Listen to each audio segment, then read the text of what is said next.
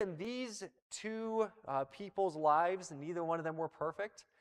Jacob especially, the Bible talks about many of the things that he struggled with, many of the problems that he faced in life, and many of the wrong decisions that he made.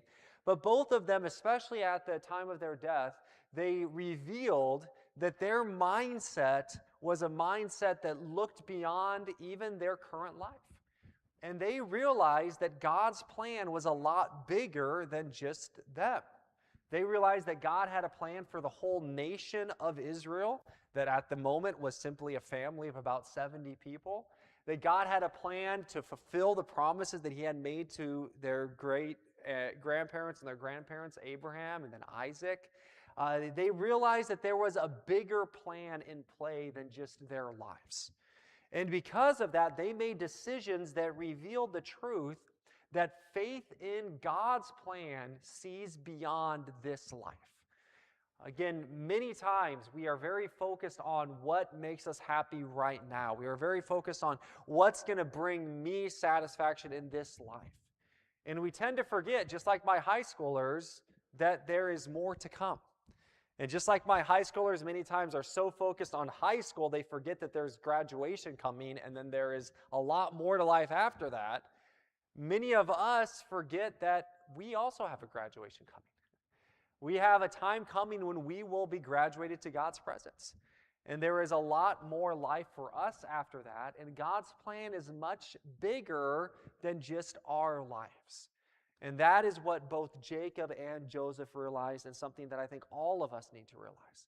And what that enabled them to do, that faith, that God's plan was much bigger than what they could see or understand, that enabled them to make decisions that went beyond their own life. That enabled them to trust God even when they didn't see the fulfillment of God's promises in their lifetime. Hebrews actually refers to this in Hebrews 11 and verse 13 when it says, "These all died in faith, not having received the promises, but having seen them afar off, were assured of them, embraced them, and confessed that they were strangers and pilgrims on the earth." It's interesting that Jacob actually uses that exact same phrase for his own life when talking to Pharaoh at the end of his life, saying that he is just a pilgrim, a sojourner. But the point is that many of the people we see in the Bible, God promised them things that they never actually saw the complete fulfillment of. But their faith in God was so strong that even as they were dying, without ever seeing the complete fulfillment of what God had promised, they still believed that God was going to fulfill his promises even past their lifetime. That is faith. Many of us can't even wait till tomorrow to see God's fulfillment of their promises, much less not even see them in our lifetime and trust that even after we die, God will continue to fulfill his promises. But that's what we see in the lives of Jacob and Joseph. So in Genesis chapter 47, let's begin reading here in verse 27. So just to give a quick little background of what's going on here, remember Joseph has invited his family to Egypt. They are in the middle of a famine. And God has miraculously placed Joseph in a position where he can provide for his family. Now they are all in Egypt. Pharaoh has given them Goshen, the best part of the land, and they are now protected. They are provided for. God is providing for them, but they are in Egypt. Remember, God had promised Jacob's grandfather, Joseph's great-grandfather, Abraham, that if he left his land, his home in Ur, and went to the promised land, the land of Canaan, that God would make of him a great nation, that God would give him all of that land, that God would make his descendants like the stars of the sky and the sands of the seashore. But Abraham had died without seeing the fulfillment of most of those promises. When Abraham died, all he had was a son. He definitely did not have a multitude of descendants. He definitely wasn't a nation. And all the land he owned was a tomb. That's all he owned, a place to bury his wife, and then when he died, a place where he would have been buried. Isaac, similarly, did not, even though God reiterated that promise to Isaac, Isaac did not see the fulfillment of that. Jacob, as well, he is now getting close to death, and he has still not seen the fulfillment of that. In fact, they are now not even in the land anymore. They're in Egypt, and God had told him to go to Egypt to be protected there. But now he is getting very close to death, and we see in Genesis 47, verse 27, it says, "So Israel dwelt in the land of Egypt in the country of Goshen. And they had possessions there and grew and multiplied exceedingly. And Jacob lived in the land of Egypt 17 years. So the length of Jacob's life was 147 years. And when the time drew near that Israel must die, he called his son Joseph and said to him, 'Now if I have found favor in your sight, please put your hand under my thigh and deal kindly and truly with me. Please do not bury me in Egypt, but let me lie with my fathers. You shall carry me out of Egypt and bury me in their burial place.' And he said, 'I will do as you have said.' Then he said, 'Swear to me.' And he swore to him. So Israel bowed himself on the head of the bed." So what do we see here? We see that Jacob is getting close to death, and he goes to Joseph and he says, "I want you to promise me something. I want you to promise me that when I die, you do not bury me here in Egypt." Now that's strange because there was, as of this moment, none of his family was living in Canaan. All of his family was in Egypt. So normally when you want to get buried, you want to get buried near a place where your family can visit your grave, especially in this period of time. And as of the moment, it seemed like they were going to stay there. They had been given land. There was food there. Joseph was the second in command. He had a lot of power and authority. And it seemed like they were going to be living there, at least for the time being. But Jacob says, "When I die, bury me, promise me that you will bury me back in the land." And he reiterates this in chapter 49. If you want to turn there, chapter 49 and verse 29. Now he is not just nearing death, he has blessed all his children, and now he is on the verge of death. And he says in Genesis 49, verse 29, "Then he charged them and said to them, 'I am to be gathered to my people. Bury me with my fathers in the cave that is in the field of Ephron the Hittite, in the cave that is in the field of Machpelah, which is before Mamre in the land of Canaan, which Abraham bought with the field of Ephron the Hittite as a possession for a burial place.' There they buried Abraham and Sarah his wife. There they buried Isaac and Rebekah his wife. And there I buried Leah. The field and the cave that is there were purchased from the sons of Heth. And when Jacob had finished commanding his sons, he drew his feet up into the bed and breathed his last and was gathered to his people." So what we see here is that he remembered that God had promised to his grandfather Abraham, to his dad Isaac, and to him that he would give to them the land of Canaan. And even though they might leave it for a time, they should always return to that land because that is the land that God had for them. And even though as of the moment, the only piece of land that they owned was this tomb, and even though at the moment all of his family lived in Egypt, they didn't even live in that land, and even though Jacob was about to die without seeing the fulfillment of any of God's promises completely, he still had faith that God was going to fulfill his promises. And he showed that faith by saying, "Look, I want you to bury me, not here in Egypt where all my family is, but I want you to bury me in that one plot of land that we own in Canaan." Why? Because God promised me that my descendants would return to that land and that whole land would be ours and we would grow to be a great nation.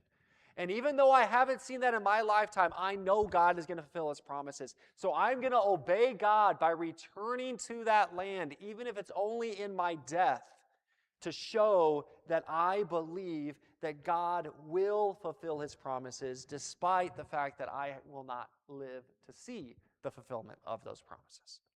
And that's the first thing that I want to share with you this morning, is that faith sees beyond this life, and because of that, faith always results in complete obedience. Faith always results in complete obedience. Jacob here was obeying God when God commanded him that to return to the land of Canaan, that land would be the land that would be his and his descendants, and that God would make of him a great nation. Even when he went to Egypt, just a chapter before, God had told him, it's okay that you're going to Egypt, but realize I am going to take you back to that land, and that's where I want you ultimately. So because of his faith, that God would fulfill his promise. Even though he hadn't seen the results, he trusted in God. And how could he do that? How could he have the faith to trust in God? Again, there are many people that use the term blind faith, or faith is just a leap of faith. But that's not biblical faith. Biblical faith is not blind faith. Biblical faith is not just a leap into the dark. Biblical faith is based on a knowledge of who God is and what God has done in the past. So how could Jacob have trusted that even though God hadn't fulfilled all his promises, God was going to fulfill his promises even after he died? Well, because he knew who God was. First of all, he had seen what God had done with Abraham. Remember, God had promised Abraham that he would have a great nation, and yet he didn't even have a child. And even up to the time when he was 100 years old and Sarah was 90, and it was impossible, they still didn't have a child. And yet God fulfilled his promise in an incredible way by giving Abraham a child when it was impossible. He had seen it in his own life, where God had said before he was born that even though he was the younger son, he was going to rule over his older brother. And even though there were times in his life when he didn't trust God and he tried to manipulate things to get them to work out the way that he wanted them to work out, God did fulfill that promise. And even when he, because of his sin, had to run away from the land and had to leave for many years, God promised him as he was leaving, when he had nothing but a stone to lay his head on. He had zero possessions. His brother was about ready to kill him. He had no claim to anything, and he was leaving, and God promised him, look, I'm going to bring you back here, and I'm going to make of you a great nation. I'm going to provide for you. And he came back with many possessions and a big family, just like God had promised. And now God had promised that he would protect him and take care of him. He had just seen a miraculous event happen where he thought his son Joseph was dead for 20-some years. He hadn't heard anything about Joseph. He had believed that Joseph was dead, and now God allowed Joseph to be with him when he died, knowing that Joseph was still alive. And because of everything that he had seen about God, everything that he had seen through his father and his grandfather, his faith in God was established so that when God made a promise, even when he couldn't see it, he still trusted God to obey him, trusting that even though he didn't see the results, that God would answer his prayer. I just finished reading a book called The Boys in the Light, and it's a book about World War II. And it talks about a company called Company D. And they entered the war towards the end of the war from the United States. And the leader of the company was named Elmer Hovland. And Elmer Hovland didn't even have a high school education, came from Minnesota. He went out into the thing as a very low rank. And many times his superiors didn't know what to do, and they would basically let him take charge until eventually the Army was like, well, you've been leading anyway, so why not just take the leadership of this company? And he ended up taking the leadership of that company, and all of his men loved him because they knew they could trust him completely. They knew he would always put his life on the line first. There was one time specifically where they were heading into a city that was occupied by the Germans, and they knew that there was a lot of Germans that were hiding in different buildings with sniper guns and anti-tank equipment, and they were in a tank regiment, and they were entering in their tanks, and Elmer told all the rest of the people, stay in your tanks, I'll look out. If there's any danger, I'll let you know. So he stood on the top of the tank looking out, and he said that he was a strong Christian. He walked with God. He really, till the end of his life, talked about how God was with him and God took care of him. And he felt God speaking to him at that moment saying, you need to get back in the tank. So he dropped his head down, and just as he dropped his head down, a sniper bullet hit right in the center of his helmet, destroyed his helmet, and missed his head by literally millimeters. And if he wouldn't have gone down, he would have been killed instantly. But all of his people saw that and saw many of his other actions where he would risk his own life for them. And because of that, they said, we're going to follow you anywhere. Even when we don't understand, even when you tell us to do something that seems crazy, we're going to follow you till death. And they did that. Even when he commanded them to do things that they didn't understand, because they had seen his bravery, because they had seen his leadership, because they trusted him, they followed him. They ended up picking up two Jewish escapees from concentration camp nearby and basically taking care of them and raising them and giving them food and taking care of them, named Eddie and Mike. And they sadly were separated from them. But they said, we took care of them as best as we could. Now we just have to leave it in God's hands, and we hope that we'll be able to get to see them again. And they actually didn't see them for another 50 years. But when they were all around 80 years old, one of the daughters was able to get in contact with one of the people in the company, and they had a big reunion, and they all got together and saw how God had used their efforts to save these two young teenagers, and were reunited and saw how God had taken care of them. But the point is that this company was willing to follow Elmer. Why? Because they had seen that he was trustworthy. So then when he asked them to do things that they didn't understand, they obeyed. Why? Because they trusted him. They trusted his character. And that's the same with us. Why do we obey God even when it doesn't make sense? It's not a leap in the dark. It's a step of faith based on who our God has proven himself to be.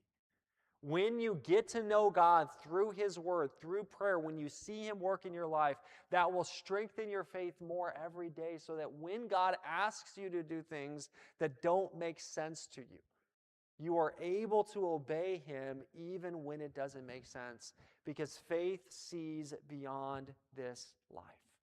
Again, it's easy to fall into the temptation of just living for right now. Many times with my students or with my son or other people, I want to think they're not doing what I want them to do, so the solution is to scream at them or yell or get angry. Why? Because when you scream or yell or get angry, you get immediate results, right? Well, you get immediate results, but you also disobey God. And it takes a lot more faith to trust. God said, the wrath of man does not work the righteousness of God. So even though I think this is the only way to get results, if I trust that God knows better than me, I will obey him even if it doesn't mean immediate results, because God's plan is better than mine. Many times we complain or we worry about what's going to happen here and what's going to happen there. And it takes faith to realize God's in control of my life. God's in control of my situation. When I worry, I'm disobeying God, because God has said, cast all your cares upon him, for he careth for you. And the only way we can do that is if we know God. If we spent time with him, if we really understand who he is, then we can trust him even when we don't know the future, even when it doesn't make sense. Many times we want to disobey authorities, go against our boss or go against our parents for you that are younger, or go against the authorities that God has placed in our life, because we think we know better. And we think this is the only way that we can get what we want, or this is the only way that we can resolve the situation. But God has told us submit to our authorities, because he's the one that has placed them in our life. And we have the choice. Do I trust that God does know best, or do I do what I think is going to get me immediate results? Jacob chose the path of faith. He said, even though I'm dying and no one lives back there, I know God is going to bring you back. I know God is going to give you that land, so I want you to bury me there. Faith results in complete obedience. But if we continue on here in chapter 50, so Genesis chapter 50, we see now Jacob does die, and his children honor his request. And it says in Genesis 50, verse 1, then Joseph fell on his father's face and wept over him and kissed him. And Joseph commanded his servants, the physicians, to embalm his father. So the physicians embalmed Israel. 40 days were required for him, for such as the days required for those who were embalmed. And the Egyptians mourned for him 70 days. Now when the days of his mourning were past, Joseph spoke to the household of Pharaoh, saying, if now I have found favor in your eyes, please speak in the hearing of Pharaoh, saying, my father made me swear, saying, behold, I am dying. In my grave which I dug for myself in the land of Canaan, there you shall bury me. Now therefore, please let me go up and bury my father, and I will come back. And Pharaoh said, go up and bury your father as he made you swear. So Joseph went up to bury his father, and with him went up all the servants of Pharaoh, the elders of his house, and all the elders of the land of Egypt, as well as all the house of Joseph, his brothers, and his father's house. Only their little ones, their flocks and their herds, they left in the land of Goshen. And there went up with him both chariots and horsemen. It was a very great gathering. Then they came to the threshing floor of Atad, which is beyond the Jordan, and they mourned there with a great and very solemn lamentation. He observed 7 days of mourning for his father. And when the inhabitants of the land, the Canaanites, saw the mourning at the threshing floor of Atad, they said, "This is a deep mourning of the Egyptians." Therefore its name was called Abel Mizraim, which is beyond the Jordan. So his sons did for him just as he had commanded them. For his sons carried him to the land of Canaan and buried him in the cave of the field of Machpelah, before Mamre, which Abraham bought with the field from Ephron the Hittite as property for a burial place. And after he had buried his father, Joseph returned to Egypt, he and his brothers and all who went up with him to bury his father. So what do we see here? Well, we see here that Jacob's death had a huge impact.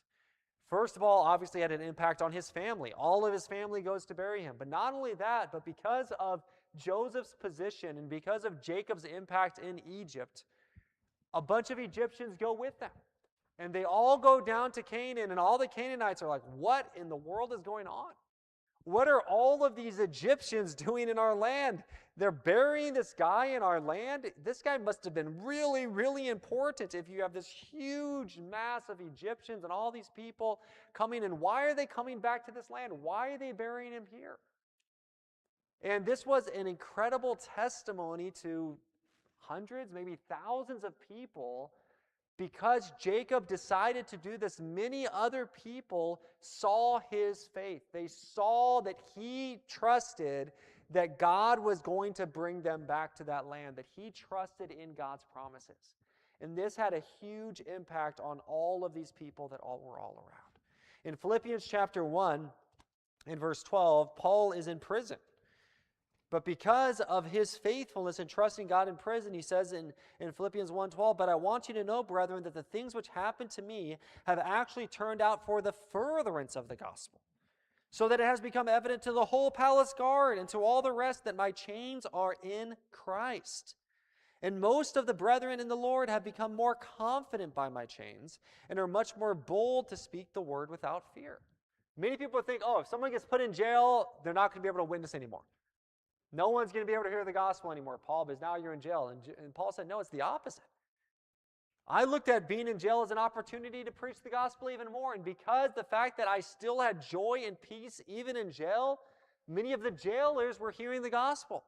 And many of the other Christians were encouraged to keep preaching the gospel without fear. Why? Because Paul was faithful and trusting God even when he was suffering, even in jail. And since Jacob was faithful in commanding his children to take him back to the land, all of those Egyptians, all of those Canaanites were able to see Jacob's faith and were able to marvel. Because Paul was faithful, all of the other guard was able to see him and be pointed to Christ. When we trust God, even when it doesn't make sense, and obey him, it's an incredible testimony to other people. So the first thing we saw was that faith results in complete obedience, but the second thing that we see is that faith proclaims the greatness of God. Faith proclaims the greatness of God. Jacob's death and his act of faith by having his children bring him back to Canaan made an incredible impact on many of these unsaved people's lives. All of these people saw his faith in God even after he had died, when he hadn't seen the promises. And that made an impact on their lives. In the same way, if we trust God even when things aren't going our way, when we're in sickness or in pain, when we're discouraged, when our family's having problems, when we trust God and we obey him even when it doesn't make sense, the people around us that don't know God will notice. And they will say, wow, how are they able to face this difficulty with such peace and joy? How are they able to do what's right even when it's so hard? And we'll be able to tell them because of my God, because of my Savior. He's changed me. He's given me the power. And that faith that sees beyond this life doesn't just result in complete obedience, but it proclaims the greatness of our God.